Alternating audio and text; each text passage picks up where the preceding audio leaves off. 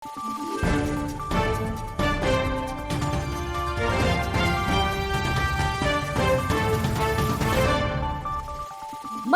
araw, Pilipinas! Ito ang Valiente News hatid sa inyo ng Office of the Vice President.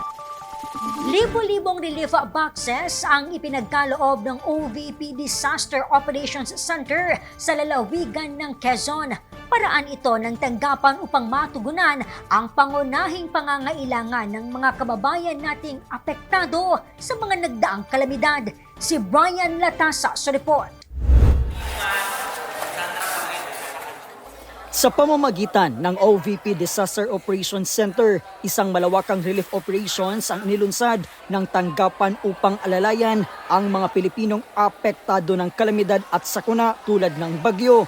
Kamakailan, tumulak ang OVP sa Barangay Bordillos, isla ng Pulilio, probinsya ng Quezon upang maghatid ng tulong sa mahigit 2,000 pamilya na nasalanta ng bagyong Uwan noong Nobyembre. Kabilang sa kanilang mga natanggap ang relief boxes na naglalaman ng bigas at mga dilata. Bukod pa dito, ang ibang donated items tulad ng kape, diaper at iba pa sa kanilang pangunahing pangangailangan. Ang mga benepisyaryo ay mula sa Barangay San Rafael, Kabugao, Kaniwan, Amot at Poblasyon.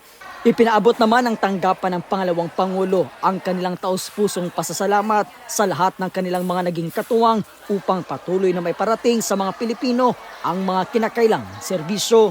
Ako po si Brian Latasa, ang lahat para sa Diyos, bayan at pamilyang Pilipino. Valiente News.